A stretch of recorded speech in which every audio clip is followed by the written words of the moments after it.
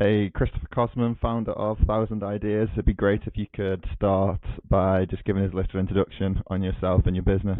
Great. Thank you for having me here. And of course, I don't like to start with myself and talking about myself at all, but let's do it so. So basically, 1000 Ideas is a company that me and my partner, Victor, we started it like, a dozen or so years ago, or maybe almost 20 years ago. And first we started as a marketing agency, but then we swiftly pivoted to a software software development company specializing in education and technology as of today. And me, myself, I am a programmer and an engineer in my heart, deep in my soul, now rather managing and creating architectures and advising clients of any sort than creating or coding myself, but still a lot of engaged in software development process. And you work in EdTech, so just thinking back, how was your educational experience? Well, when I'm thinking about my educational experience, the first thing that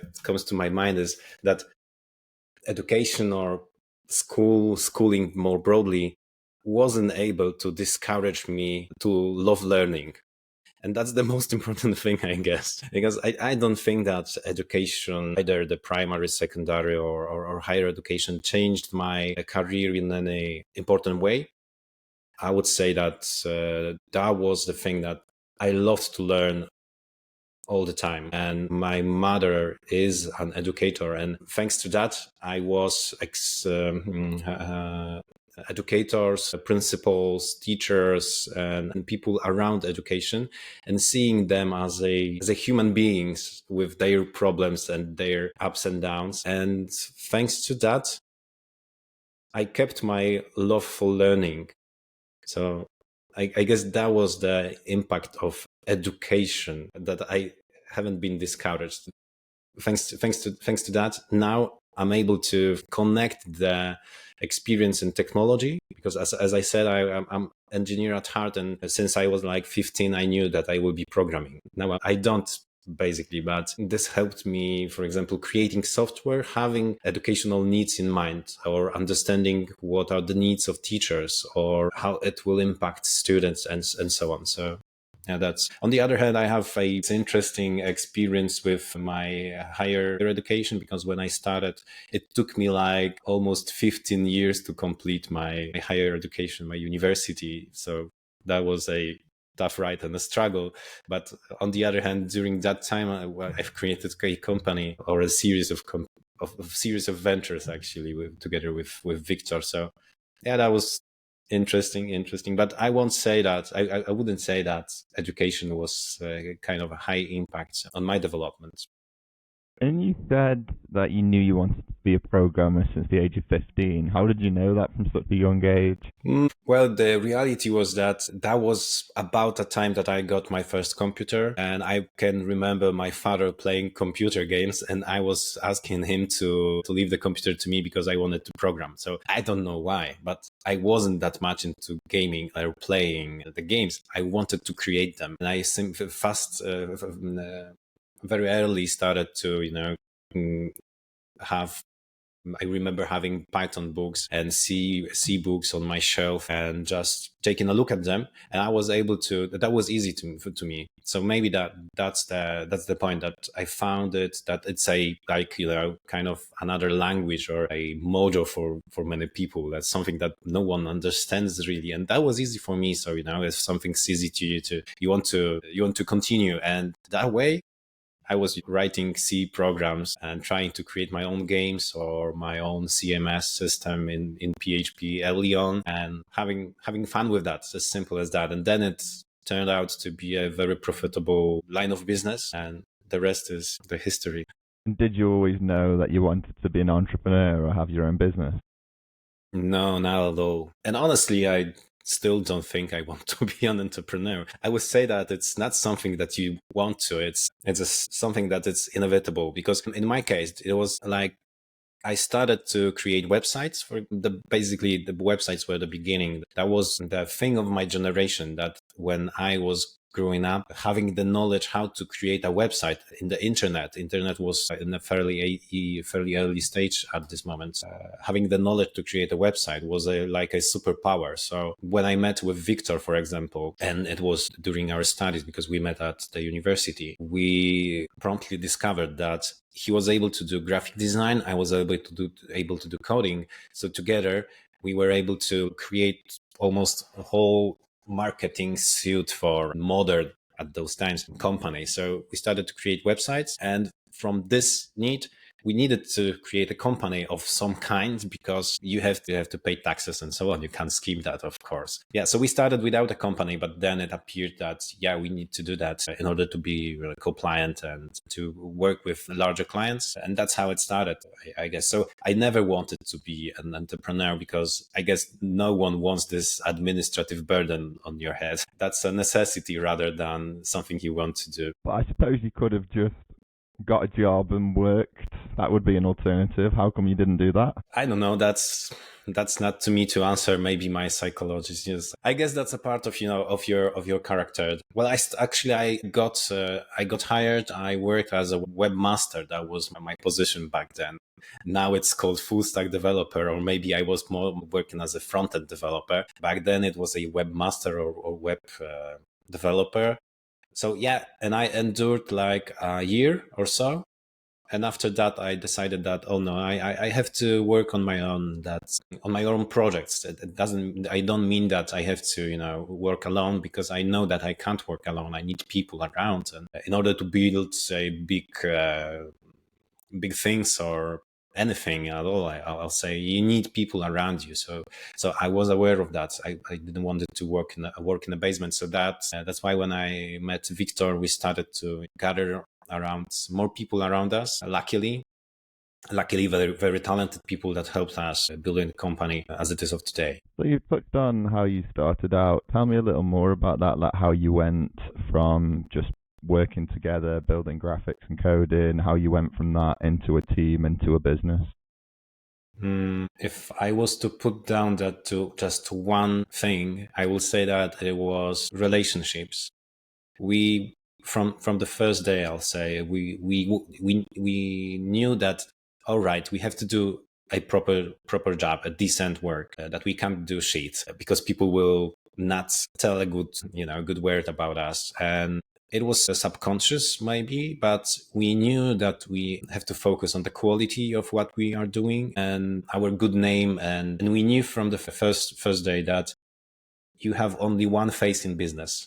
So once you fail someone, there will be, well, maybe now I see it like maybe there will be other chances, but you will have to start from scratch. So if you want to keep your company or your projects or your clients or your relationships, I guess it permeates to your private lives as well. You have to be honest, decent, and put high stress on relationships and people. So that way, we started with a simple set of clients from our own contacts, like the friends, fools, and family, 3F. That was our beginnings. But then they started to spread the information about what are we doing, and there was a high.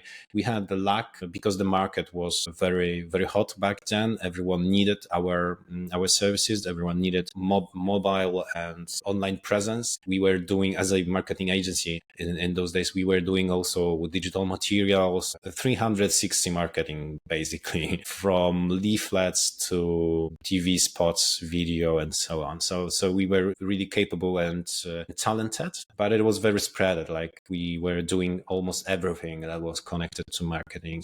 So yeah, that was difficult to maintain in those days. But yeah, but back to your question, what was the progression back then? It was people spreading the word of mouth, I would say. And obviously, you've gone from a coder to a businessman. What skills did you have to learn to get from A to B? I guess there was many skills that I had to unlearn.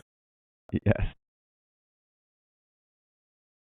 But I would say that the most difficult things which I had to learn were how to build teams, how to build organizations, how to scale those teams. And maybe talking about scaling, this is the sphere I unlearned the most things, because the many things that are intuitive for you at the beginning, I guess, at least maybe for an engineer, the things that are intuitive to me. For example, I was always very into processes. My first when we struck on any problem in organization, it was always my first shot to, all right, let's do a process for that. Let's describe that.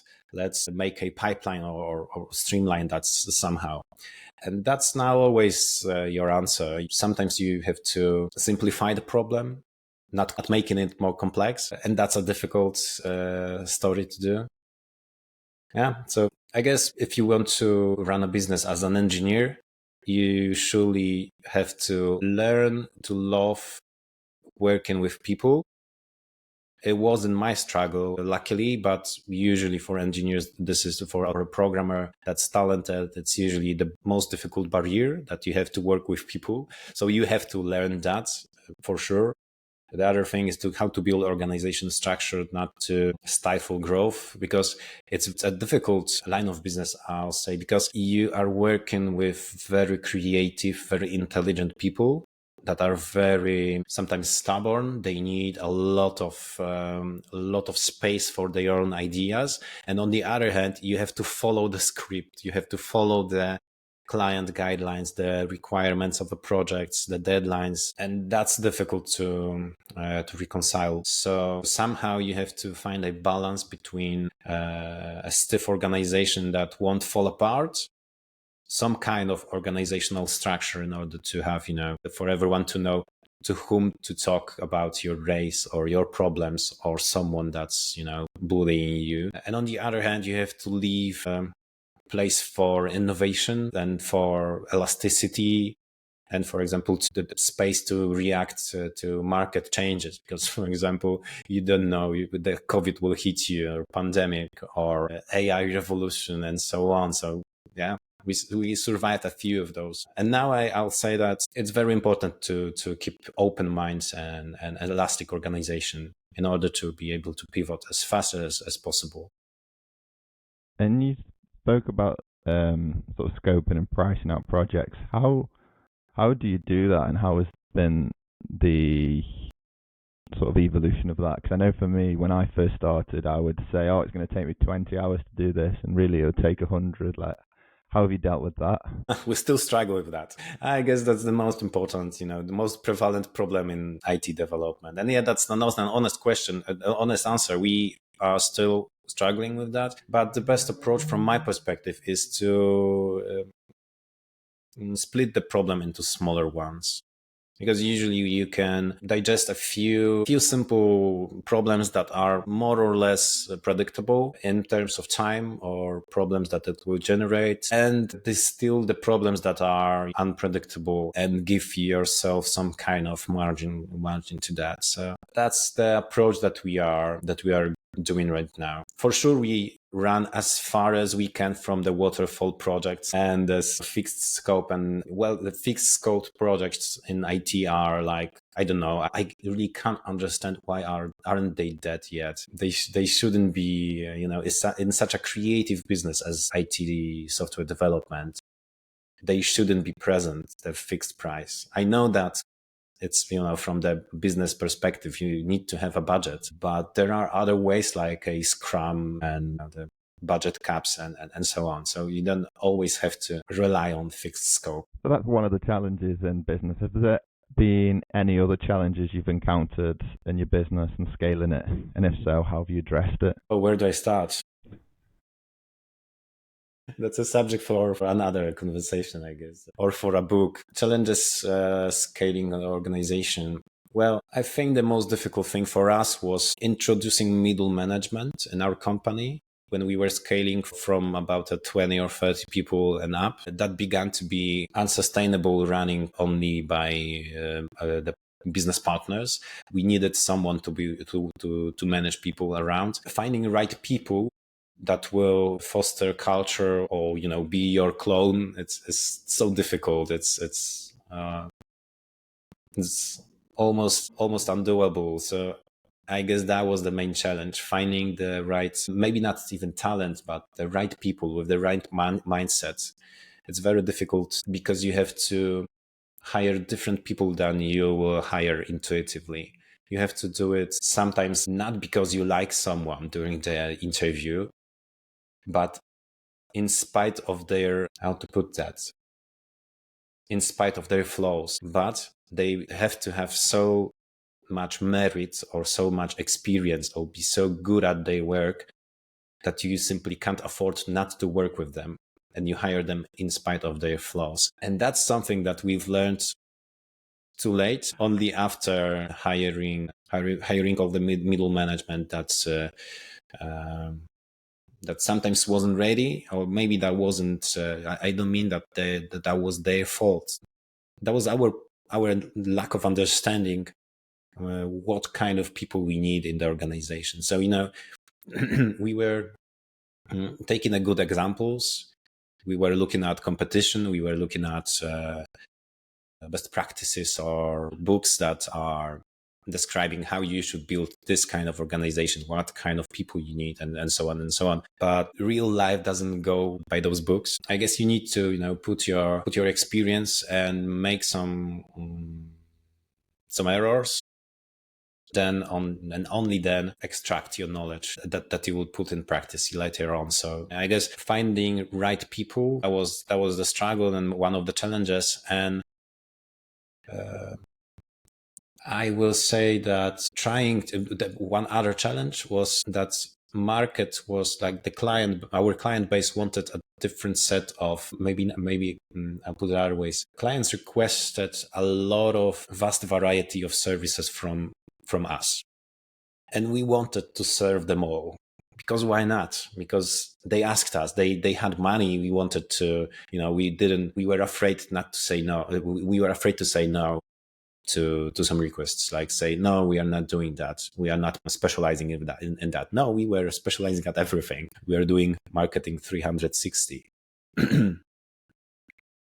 And that was, and that brought us a challenge that you can't, maybe you can, but you have to be a bigger organization in order to keep so many business lines. So now I will say you have to keep to your one or maybe two lines of business at a time, and build other ones strategically and not responsively, like not responding to every client's need is sometimes the best, well, maybe always is the best way to go. And how did you get good at saying no and, finding a speciality, a niche that you could provide, stick to, and this is your area of expertise? Well, yeah, that's an interesting question. And I guess even more interesting story, because it all started with COVID, with the pandemic.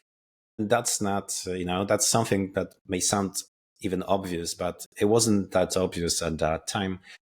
It was when the pandemic struck, we found out that marketing even got a little bit of money inflow, I'll say. The budgets were still, at least for about a year or two, the budgets were still on. Government stimulus were flowing, and the business were investing in marketing still. But after 2 years, that ended. And the reality came. And that was the time that we had to pivot a lot.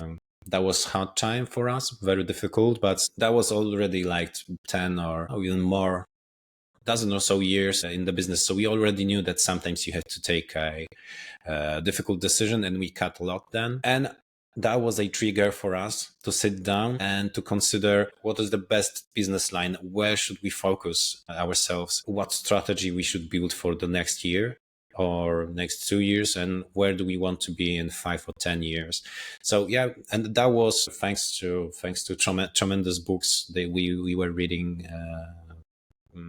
And some advice from the friends and the network around us. So we have the luck to have a tremendous network of very experienced people around, and we are not afraid to ask and to talk, to converse. Yeah, so that way we were able to discover that from the inception of the company we were doing marketing, but that wasn't all. In the background there was always software, and there was a surprise to us, because that's something that you have all the time in front of your eyes but you don't notice. And that was the case.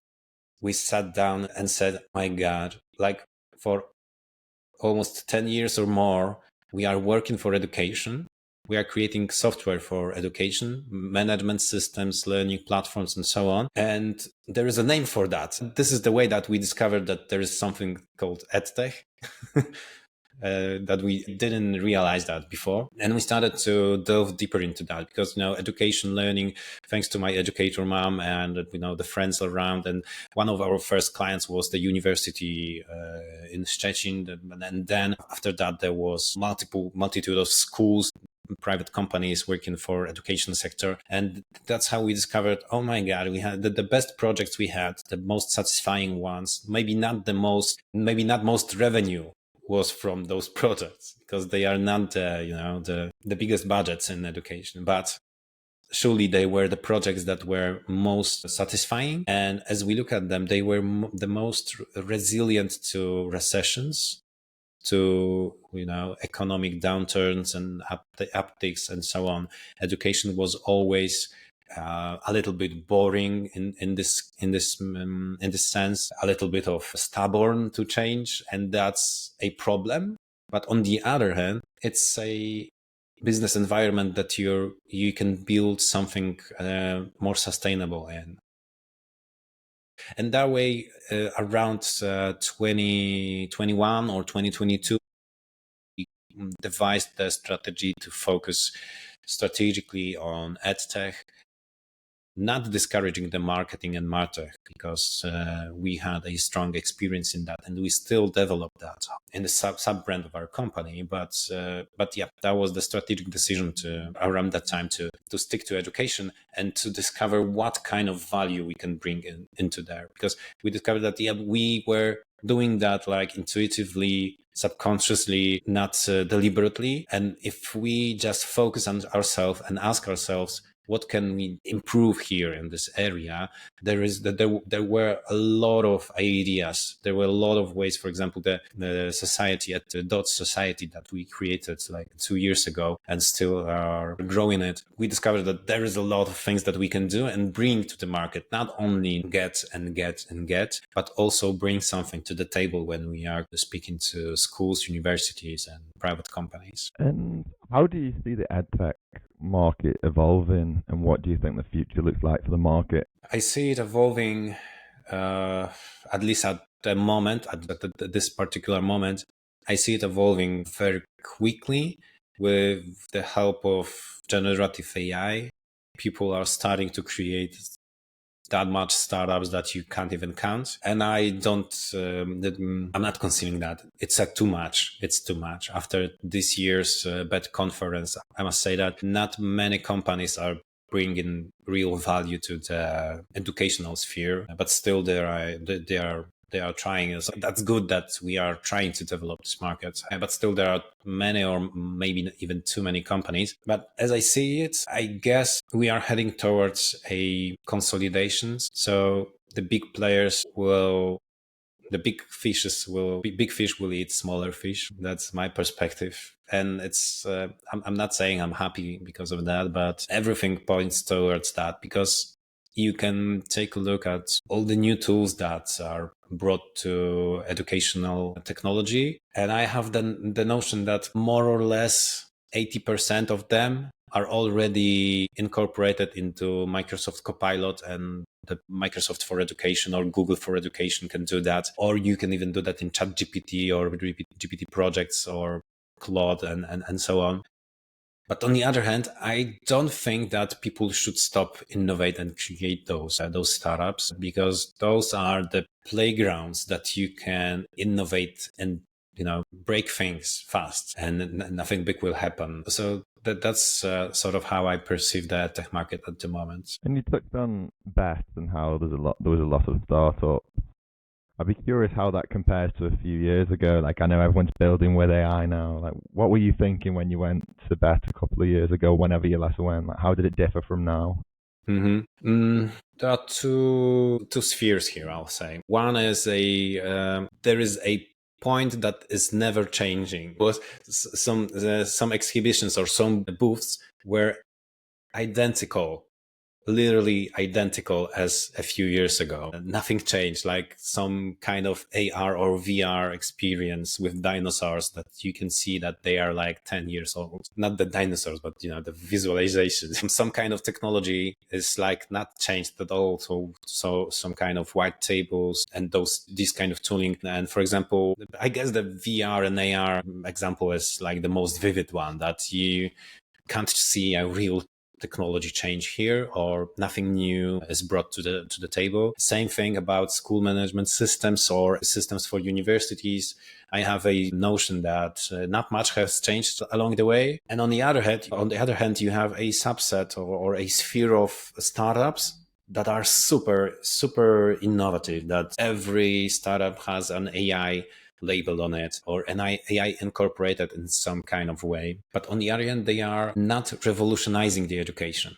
They are not touching the education systems. They are rather bringing another tool to your tool sets. And speaking with teachers and principals or all the governing bodies, you don't have a notion. You don't hear, oh, we have too little tools. You don't hear such things. You rather hear, well, we're overwhelmed. We don't know what to choose. And the problem is inside the education systems, that we can't, like, the way we are teaching, we can't change the classroom environment or the lesson learned, lesson duration, and so on. So my perspective of change is, I'll say that, right, there are multiple startups that are trying to innovate with AI, but sadly only for AI's sake. So like, I will say that it's rather a PR and marketing approach, not a real change in education, in how they approach learning. So I keep my eyes open and I keep my mind open for a company or a schools that will change the way we teach children or students, because that's the area I think that needs the change the most. And luckily, I'm, in my opinion, is able to speed up this process. And getting on to location, so you're based in Poland. How is it building a business in Poland? And have you ever thought of, there's big markets abroad, or you ever thought building abroad or anything like that? Yeah, of course. As a local patriot, I think of Poland as a center of the universe. So we're in the middle. We're between east and west. Yeah, but completely seriously, Polish talent market is a great place to outsource, I'll say, and to work with. And Polish people, Polish engineers in particular, are very well very well known all around the globe. So from my perspective, like, creating software for companies globally, it's the perfect place to be, because I have the understanding of cultural needs of those engineers. I understand their language and I speak the same, the same problems and so on. So that's very important. That's something that's, for example, unreachable, I don't know, in the US and so on. And it gets even more difficult for them to approach Polish talent market. So from a company-wise perspective, it's a very good place to be. And on the other hand, we are rather talented speaking languages. We're not only English speaking, but the other European languages as well. We are not afraid to contact. We're very open nationality, I'll say. So that brings the environment, very warm environment, to create a company and to expand abroad.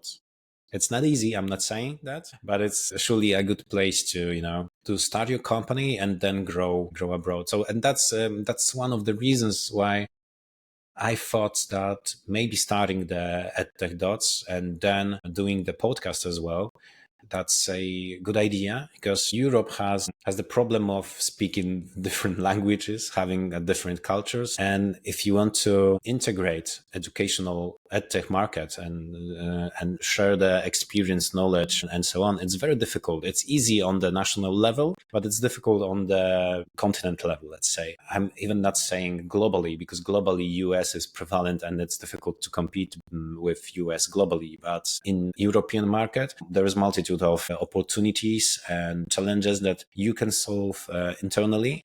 And I see myself and EdTech Dots as a sort of, namely, like, connecting the dots.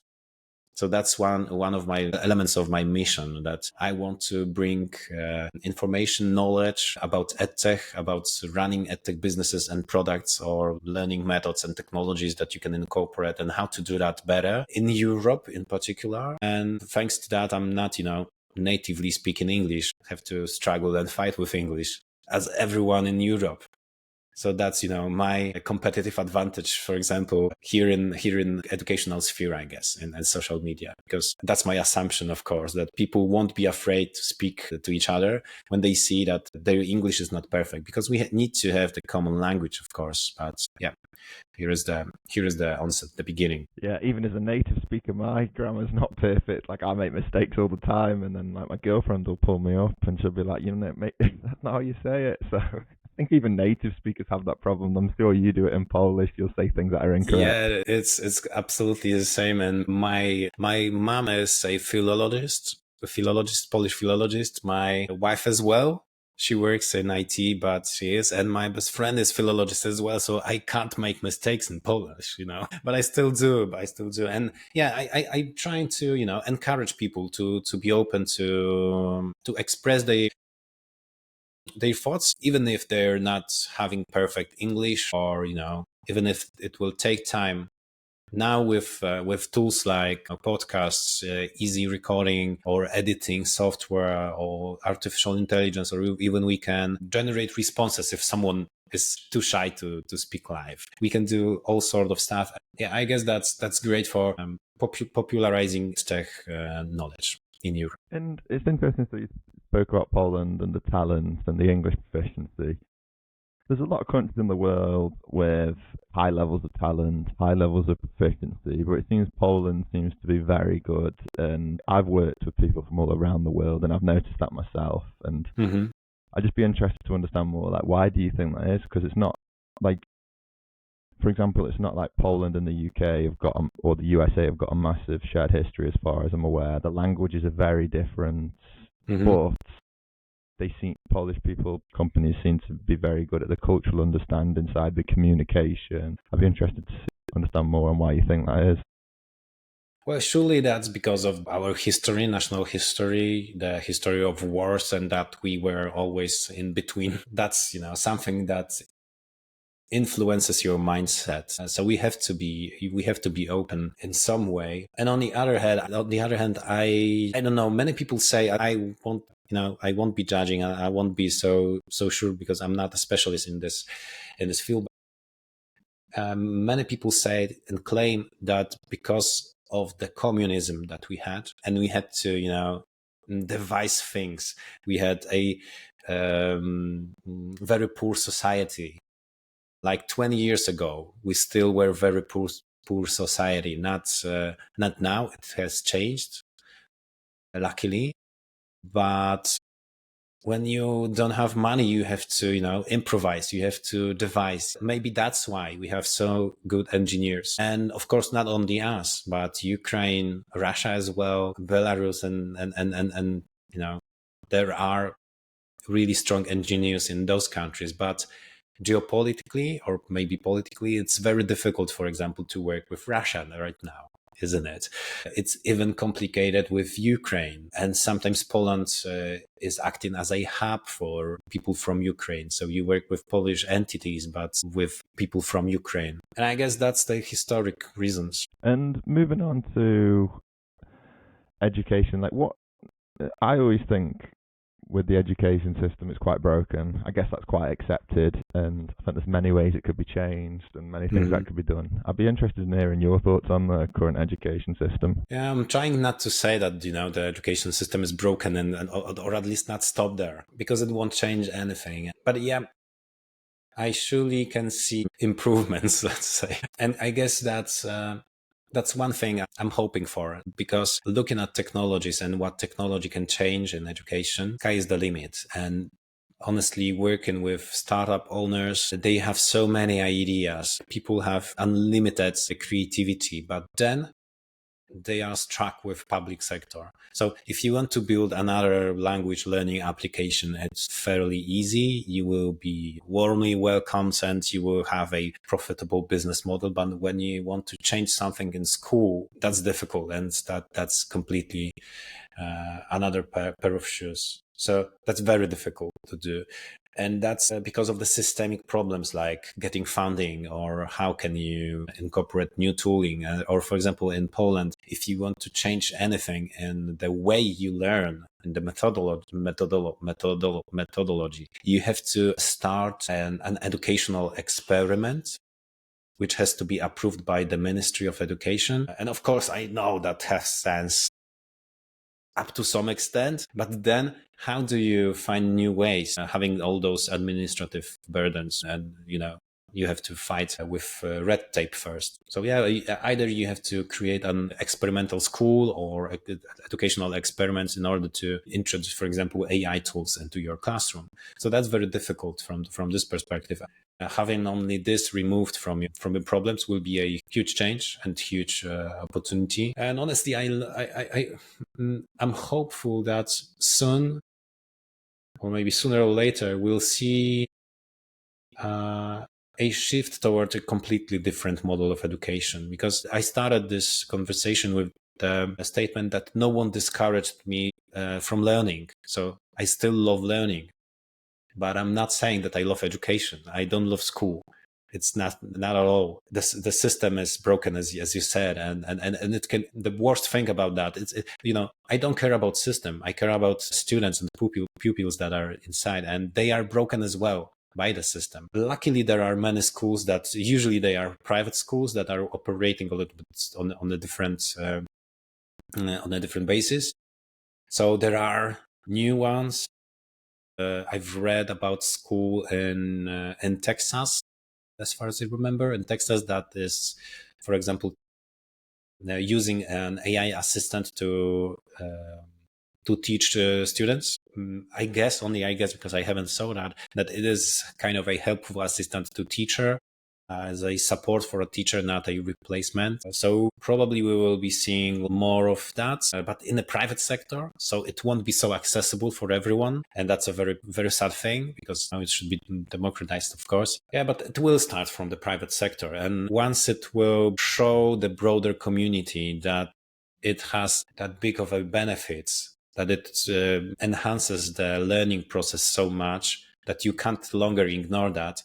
So I guess it will, like in 10 or 20 years, be incorporated into a public schools as well. Yeah. So let's see how it goes. Hopefully, like in 20 years, we will be laughing. Yes, hopefully, but we will see. We will see. And you said you love learning, and you still love learning, and school never discouraged you from learning. How do you like to learn now in your spare time, or when you've got something to learn? How do you do that? I went through many applications like the mobile, desktop, and so on. Many devices helping you learn. But I find that the most important thing is to understand how your personal brain, how does it like to learn. Because there are multiple tools, and maybe some kind of application will work for you, the other won't work for you. But in the long run, you have to, first of all, be passionate about what you want to learn. And if you're passionate about that, you will find the ways to learn. Or maybe the ways to learn will find you, actually. Because my primary tool for education, for my learning, is note-taking app and voice recorder. And that's all. Maybe, of course, with a sprinkle of AI, because I'm using Obsidian for taking notes or gathering knowledge about what I want to learn. And then, for example, talking about that, because I am personally learning by explaining. So I don't always want to bore someone to death explaining my concepts and so on. So I prefer reading about something, or talking to someone about something. So I'm trying to use all my senses. So in this sense, it's impossible using an application on your cell phone. So you can, Application can be a support in learning process, or any other software can be a support. But the learning itself, you have to do it yourself. You have to be engaged and deeply embedded in this process. So you have to talk about it, listen about it, do it, speak about it. If I have something very difficult to prepare to, or I have to, memorize a lot of information, I cut them into chunks. I usually do it with the ChatGPT help. They created me a CSV of concepts or the flashcards, and then I do as the simplest flashcard tool as you can use. It's called Anki. Yeah, I've used that a lot. It's great. Simple, and it's great. So good. Simple but so good, and I used it. That's survived the most time, because I am using it like for 10 years already, I guess. It works on Android, iOS as well, on your desktop. So like a charm. But honestly, you can do flashcards on your own and print them out, or do it in your note-taking app. Doesn't matter. Yeah, I think flashcards, Anki, that sort of thing is like the best. I think it's even scientifically proven. If you look at all the literature on spaced repetition, that's probably the best way to learn. Mm-hmm. And final question: is there something that you've learned, or a quote, or a piece of advice, anything like this? Like, what's the best thing you've ever received? Difficult to choose just one. I guess I won't choose one. Let's do a two. Sure. One of them I already told you. And if you are starting business, never mind the line of your business, whether it's EdTech, MarTech, FinTech, whatever you are starting, always remember that you have one face in this business. So that's super important. And the other thing, don't try to be perfect. Don't try to outsmart everyone else.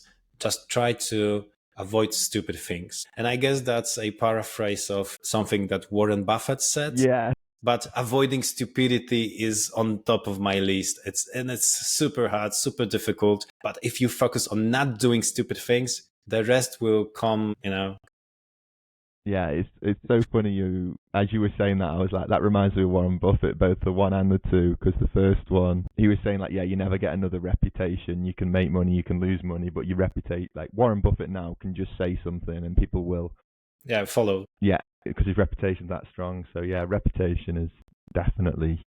Yeah, I can, maybe let's make it a list of 3 things, maybe Sure. 3 quotes, because there is one more from Richard Branson. And from my business perspective, that was mind-changing. I read his autobiography, in which he wrote that business opportunities are like buses. There will always come the next one. And that was something that when I read that for the first time, I was strongly disagreeing with that, because I was in the mindset of following every opportunity. I was feeling like, oh my God, if I can't catch this client, if I can't close this deal, the world will end, my company will collapse, and so on. But it's not true. You sometimes have to say no, and usually the best things comes from saying no. So yeah, in terms of opportunities, there will always be the next one. Yeah, definitely. And Christopher Kosman, founder of 1000AI, I'll say that again. Christopher Kosman, founder of 1000Ideas. It's been great to have you on. Thanks ever so much. Really enjoyed the conversation. Thank you. Thank you, Alex. Thank you, and have a great day.